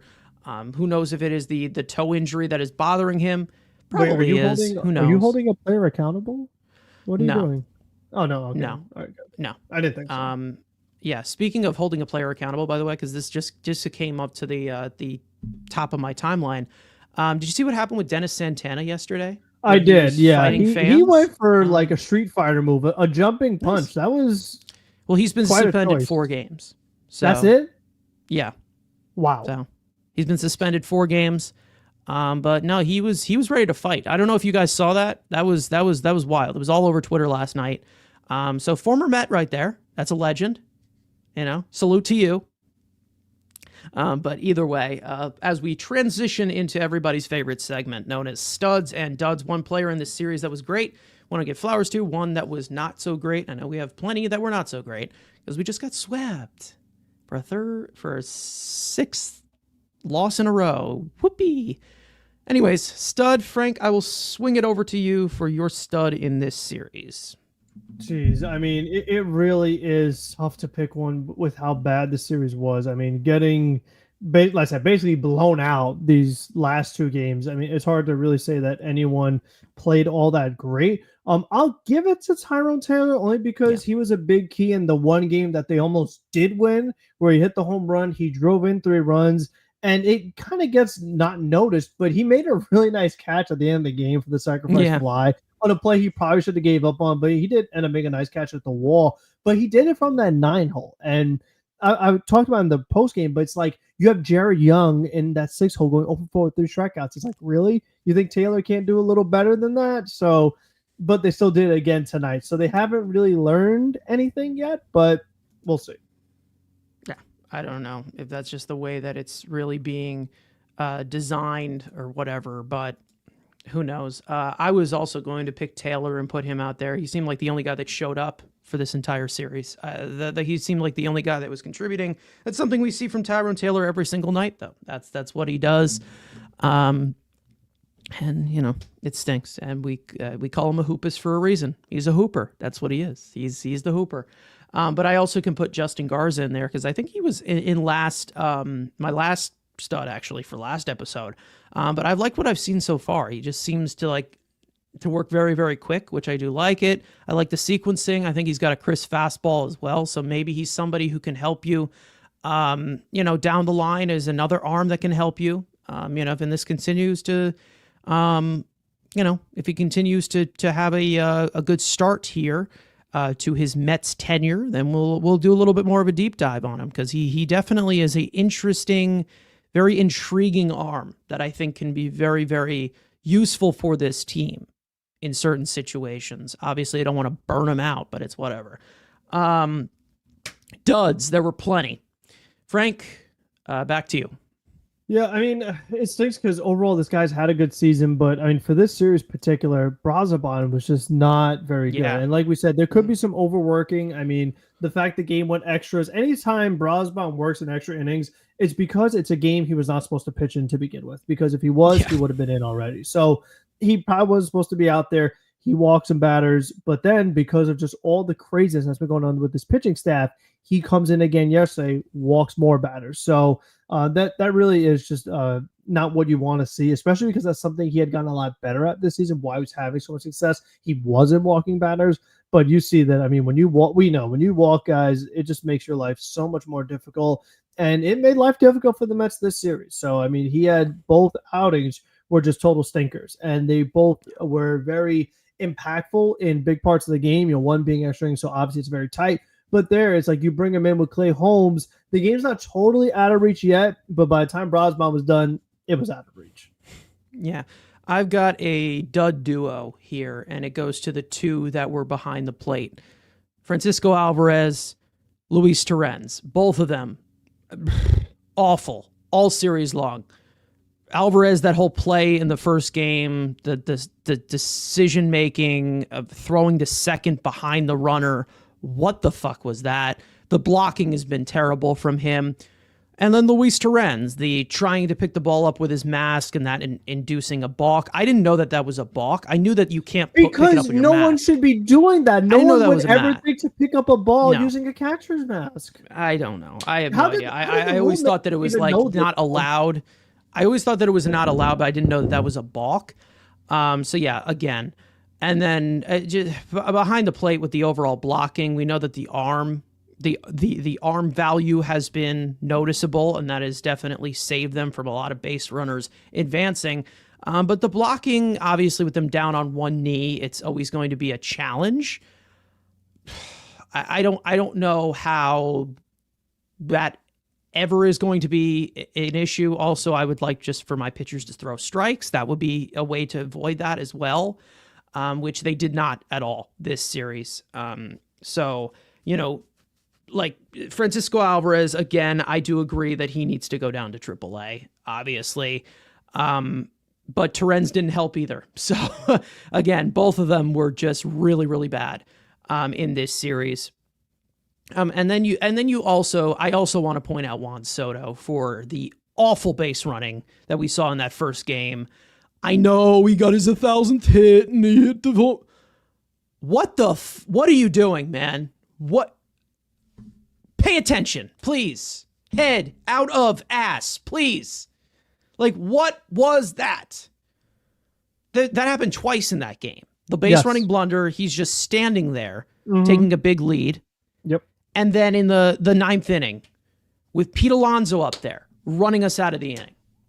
Those types of mental mistakes, like we have said, you can't continue to make those and say, well, we're going to be fine because of our win-loss record. You're going to lose games because of it. Is that, I guess because it's, I want to say, maybe because it's Soto, like there was no one talking to him about like how massive a mental mistake it is. But it's more so we're talking about accountability and managing and coaching. The fact that you keep seeing like the same problems happen over and over, no one's being held accountable because they just keep doing like things you've never seen before, like these little league plays. It happens all the time. Yeah. I think that there does need to be a point of holding everyone accountable, and maybe there is some kind of reset they got to make on something. Well, listen, I don't think it's coming anytime soon. But also that can happen when you have the only veteran player you have is known for always making silly mistakes. And Starling Marte, he's like the one veteran on this team who always makes dumb plays. So there's no other veteran that's there to, teach him how to play the game the right way or hold people accountable or saying, listen, I won a championship in my career. That's not how things are done. Like that guy is not in that locker room. Yeah. And even when we do end up getting those guys, some of them are just a complete disappointment in the leadership department. Max Scherzer comes to mind. That comes to mind of the guy who will blame everybody else but himself. So I don't know what to say. Someone's got to lead by example in there, and we'll definitely get more deep into that if this team starts to falter, to different levels, because obviously they have 15 games after 500. So don't worry. So again, there's plenty of things that we would obviously get into with this entirety of this team of keeping the vibes going. But hey, meet Excuse Man. But hey, it's whatever. Anyways, I do want to move on to the series that is actually just about to start in like 20 minutes.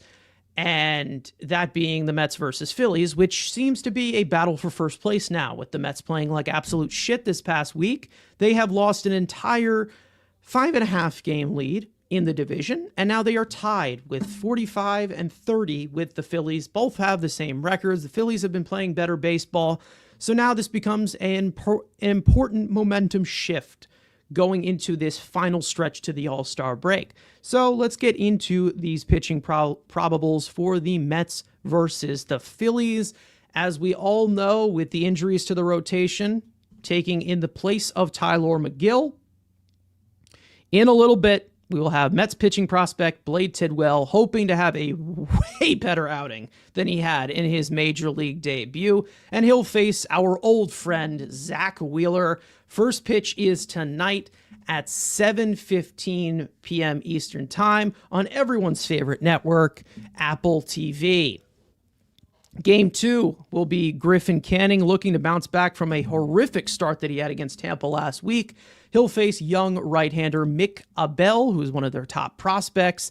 First pitch is tomorrow night at 7:15 p.m. Eastern Time on Fox. So we'll get to listen to John Smoltz, possibly, or maybe Adam Wainwright, two of our favorite people as Mets fans. And in Game 3, the series finale, will go to the workhorse of this squad right now, David Peterson, hoping to keep adding on to his remarkable start to the 2025 season. And he'll face the suddenly struggling left-hander, Jesus Luzardo. First pitch is Sunday night, and you guessed it, at 7:10 Eastern Time on ESPN for Sunday Night Baseball. So no Gary, Keith, and Ron for this entire series, which kind of sucks. But who knows? I don't think the network has anything to do with this team playing well or not. But going into this series, proper English, this Phillies team has had some ups and downs this year. We know they have. Kyle Schwarber is on a tear. I know he is. I think he's the only guy in that lineup that has like 15 plus home runs out of any of them. And it's definitely been weird with what has been going on with the Phillies, but right now they have a little bit of the upper hand, tying us for first place in the division. So definitely some stuff to look out for. One thing I will point out here is I do think that Blade Tidwell, Philly is actually a really good matchup for him, but he's going to have to throw a lot more strikes. He's going to have to throw way more strikes than he did in St. Louis a few weeks ago for his major league debut. So I do think it is a good matchup for him, and you know, he could contribute and could give us a solid outing. But again, adjustments are going to have to be made because I do know he's got the stuff to punch out these hitters, but it's all really just about the execution. Like we have said, hopefully he learns from that experience that he had in St. Louis a few weeks ago, where his major league debut did not go well. So other things to point out, obviously, Frank, you can get onto this. Mets versus Phillies, a fight for first place now because the Mets dug their own grave the last week. Yeah, so Bryce Harper is currently on the injured list, so I mean, Yes. that definitely is a big thing. They've moved Alec Boehm to first place to take his spot, and that allowed them to get Edmundo Sosa in there full time. So that's something to watch for sure. Last time the Mets played the Phillies, we talked about how they shifted their order a little bit. They had moved Bryson Stott to lead off, took Schwarber out of the spot. Bryson Stott is no longer hitting leadoff. Instead, it's Trey Turner, who's now doing much better, and Schwarber batting second. So they're still kind of tinkering with that line to get the most out of it. Nick Castellanos had some weird comments going on with late game defensive replacements and making catches at the wall. So he's always just an interesting character to begin with. So it's allowed, guys like Max Kepler to now play a little more with the Harper injury and things like that. So, I mean, with this Phillies team, I mean, we kind of know what to expect. I mean, we've played them in the playoffs last year. We played them a ton last year from the regular season. They haven't changed their team all that much. However, the pitching matchups this time around are much tougher. I mean, you're facing Luzardo, who he's been struggling lately. He got off to a great start this season. The FIP is still way below the ERA. Conversely, you mentioned the young right-hander, at least Mick Abel, total opposite. Like, he's a guy that gives you a good ERA, but not a good FIP. Meanwhile, Zach Wheeler, we know every time he's against the Mets, it's a big struggle. So this Phillies team, we know they have talent. We know the Mets can match up well with them. It's going to be tight, but I mean, hopefully the pitching just doesn't totally fall apart like the way it has lately, because if it does, they're not going to be able to do it. I mean, it's one of those games, it's a series where because of how good the Phillies pitching is, the Mets pitching needs to at least keep them in the game, because if they don't, this offense, I don't see them scoring a ton of runs against the Phillies. I mean, it's in Citizens Bank. That helps, but the Mets have a below 500 record on the road. So, I mean, there's a lot of different factors going on here. All right, well, our homegrown guys, the guys that've been here forever and you can never get mad at. I'm looking to all of you because y'all have great careers against the core four? Zach Wheeler. The core four. The core three because because the other guy got the shoulder surgery and Frank ruined his entire career. But no, Pete Alonso, he had a great career against Zach Wheeler. Brandon Nimmo has been even better. We'll see what happens if Brett Beatty can build on what he did before he was sent down after that mammoth of a home run that he hit against him at Citi Field.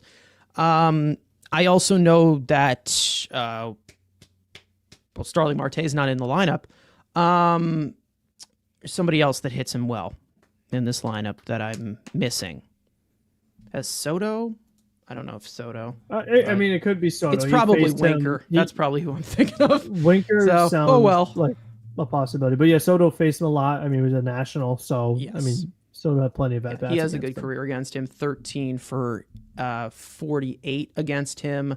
I think I'm thinking of Winker. That's who I'm thinking of. And Winker is not here and not even on the injury report, so don't expect him to go. Yeah, they said you have Jared Young. Winker's MIA. Yeah, I mean, Winker is MIA right now, so we'll see how long it takes for that. If I had to make a prediction, I'd say Winker would be back a few weeks after the All-Star break. If I'm tensing some things, it's going to be a while. We'll see how they make that decision. We'll see with that. But this Phillies team, we know what their weaknesses are. We know what their strengths are. In the overall offense, they can be inconsistent just like us. But again, it's all really just about neutralizing the play. We know that the only way to get to Zach Wheeler is to get to him early. You have to get to him early the first time through the order because he gets better throughout the entirety of the game. That's the main reason as to why he goes deep into games all the time. We saw some news about him. It looks like he's planning to retire after the 2027 season. So, I mean, he still is at the top of his game. So that's definitely a choice to go on out. But, if he wants to end his career as a Philly, that's okay. That's fine. Go out on a high note. All right. That's fine. As a division rival, I completely support it. Yes. And as a Mets fan, I'm sorry that we let you go. I 100% apologize for our dumbass sports agent of a GM who was always the smartest guy in the room and wasn't. And we're still paying the price for some of these pieces that he's brought in. Anyways, other things to look out for, other notes that I had here. There was one thing that I had bookmarked that I did not... John Heyman obviously talking about the starting pitching, like we've said, that we've gotten into that already. Our top prospect, Carson Bench, has been selected to participate in the futures game and our All-Star weekend. So congratulations to him. He's been tearing the cover off the ball in Brooklyn, which is not a great hitter's environment. So we'll see what happens there. He was our first round pick last year. I'm not related to him, by the way, just letting everybody know. And then there was one other thing. Daniel Nunez is back, by the way. Yes, he was hopefully doesn't walk the ballpark. Hopefully he does not walk for the ballpark. Hopefully he has been a little bit more refined in AAA recently. I think he's been pitching a lot better since he was brought back down. But he would be a big part to this bullpen, obviously. Definitely can use the good Daniel Nunez. Let's see. I'm just going to let everyone know of what we saw since he was sent down. Let's just make sure everything's here. Since he was sent down. Okay. So since he was sent down, he has surrendered only 2 runs in 8 appearances. So that's not bad. It's not awful. No home runs. So that's good. Only 4 walks since he's gone down there. So that's good. 8 strikeouts to 4 walks. Not bad. Small sample size, I know, but with the balls juiced in AAA, it's definitely something to put emphasis on. Or having different balls in every single pitch, because it's always inconsistent. Anyways, other notes that you want to add in here before we get out of here. Turn it around. I don't know. 6 straight losses. Just don't let it snowball. That's what we're asking. Exactly. Don't let it continue to get worse. That's what we ask. Obviously, this is a tough opponent, tough pitching matchup, of course. But again, like we've said, if you want to be a playoff team, you're going to have to beat these arms. Going to have to. You can't just avoid them and play a bunch of AAA arms because you're avoiding injuries or you're going around injuries. It's going to happen. Blade Tidwell, we turn to you. Let's hope you are better than you were last time. I don't think he could be worse, but I don't want him to take it as a challenge. So go out and get them, kid. Go ahead and prove that you're a piece down the line. Why not? Okay. Anyways, Frank, last things that you want to say, last remarks before we get out of here, going into the Mets-Phillies. Flush it. Just flush it from this last week. Don't even think about it. Move on. That's all I got to say. Yeah, I mean, be better. Score more than 1 run a game. Yeah. Don't walk the ballpark. Don't try to pick up baseballs or your catcher mask. I mean, just, do the little things, I guess. Like, don't do dumb stuff. Like I said, play with your head on your neck, not somewhere else. Like, do those kind of things. I mean, that's really what we want to see. Better baseball, efficient baseball. Please succeed with risk. Armand's got the good idea here. Speaking of Mets Phillies in the chat, I'll just let you guys know on the closing message here. 32% of you are saying that the Phillies will win 2 out of 3. 29% of you are saying that the Phillies are going to sweep.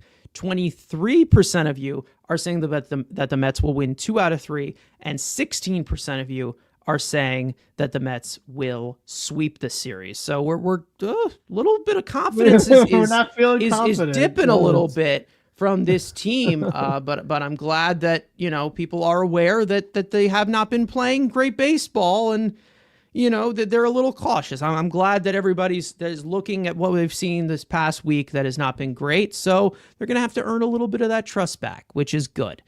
Either way, thank you guys so much for watching. We hope you enjoyed the conversation. For those of you watching or listening on playback, you want to join the conversation live in the future, make sure to subscribe to the Mets Weekly YouTube channel and turn on those post notifications to know when we go live. Make sure to follow Mets Weekly on X and on TikTok, which mainly features Frank's instant post-game reactions. Follow all of us individually, including our third back, Andrew, who is not here today. And of course, like we said, turn the page, move on from last week. Don't play worse, please. Just don't suck, as we used to say a lot. Let's go, Mets, and we will see you guys next time.